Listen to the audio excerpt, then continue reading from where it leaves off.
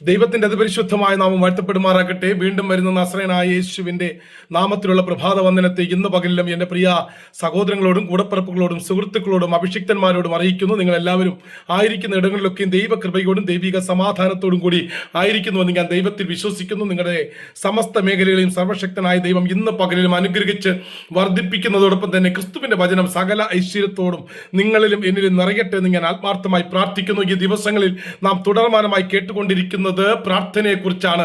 പ്രാർത്ഥനാ ജീവിതം നമ്മുടെ ജീവിതത്തിൽ ഒരിക്കലും പരാജയമല്ല, അത് ജയകരമായ ഒരു ക്രിസ്തീയ ജീവിതത്തിന്റെ തുടക്കമാണ്. അതുകൊണ്ട് 2025 തുടങ്ങി ഇന്ന് 15 ദിവസം കഴിഞ്ഞു.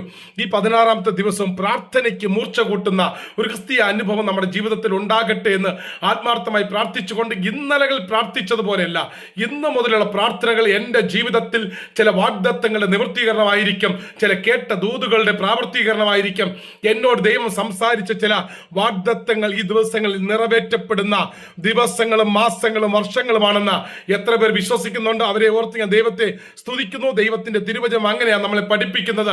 പ്രാർത്ഥിക്കുന്നവൻ ഇവനാണ്, ദൈവത്തിന്റെ അതിശയകരമായ കരം പ്രവർത്തിക്കുന്നു. അതിനായിട്ട് ദൈവം നിങ്ങൾ ഏവരെയും ഒരുക്കട്ടെ എന്ന് ആത്മാർത്ഥമായി പ്രാർത്ഥിച്ചുകൊണ്ട് എല്ലാ ദിവസവും ധ്യാനിക്കുന്ന പോലെ തിരുവചനത്തിലേക്ക് നമുക്ക് നേരിട്ട് പ്രവേശിക്കാം. റോമർക്കെതിരെ ലേഖനം 12-ാം അധ്യായം അതിന്റെ 1-2 വാക്യങ്ങൾ വായിക്കുന്നത് ശ്രദ്ധയോടെ കേൾപ്പിൻ. സഹോദരന്മാരെ, ഞാൻ ദൈവത്തിന്റെ മനസ്സലിവ് ഓർപ്പിച്ച് നിങ്ങളെ പ്രബോധിപ്പിക്കുന്നത്, നിങ്ങൾ ബുദ്ധിയുള്ള ആരാധനയായി നിങ്ങളുടെ ശരീരങ്ങളെ ജീവനും വിശുദ്ധിയും ദൈവത്തിന് പ്രസാദവുമുള്ള യാഗമായി സമർപ്പിപ്പീൻ.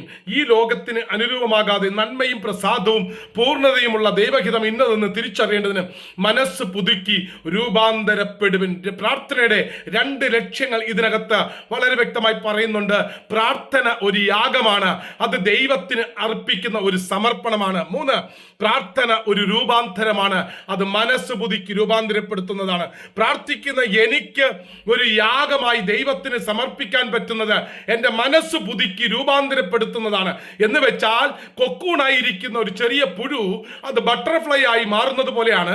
ഞാൻ ഇരിക്കുമ്പോൾ കൊക്കൂണായി സമാധി ഇരിക്കുന്നു, പക്ഷെ അത് ഞാൻ പുറത്തു വരുന്നത് ഒരു ബട്ടർഫ്ലൈ ആണ്. കൊക്കൂണായി ഇരിക്കുമ്പോൾ അതിന് മൽബറി ചെടിയാണ് ആഹാരം, പക്ഷെ ബട്ടർഫ്ലൈ ആയാൽ, ഒരു നല്ല ചിത്രശലഭമായാൽ പിന്നെ അത് തേനാണ് കുടിക്കുന്നത്.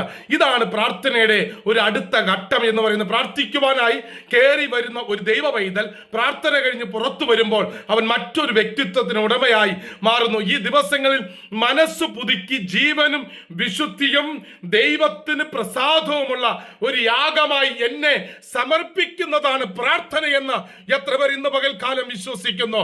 അതുകൊണ്ട് വളരെ വ്യക്തമായും റോമാ സഭയോട് പൗലോസ് അപ്പോസ്തലൻ വളരെ ഖണ്ഡിതമായി വിളിച്ചു പറയുന്നു, ഐ ബിലവഡ് ബ്രദേഴ്സ്, ഞാൻ ക്രിസ്തുവിന്റെ മനസ്സലിവ് ഓർപ്പിച്ച്, എന്താണ് ദൈവത്തിന്റെ മനസ്സലിവ് ഓർപ്പിച്ച് നിങ്ങളെ പ്രബോധിപ്പിക്കുന്നത്, നിങ്ങൾ ബുദ്ധിയുള്ള ആരാധനയായി നിങ്ങളുടെ ശരീരങ്ങളെ ജീവനും വിശുദ്ധിക്കും ദൈവപ്രസാദത്തിനും യാഗമായ ഒരു വസ്തുവായി സമർപ്പിക്കണം.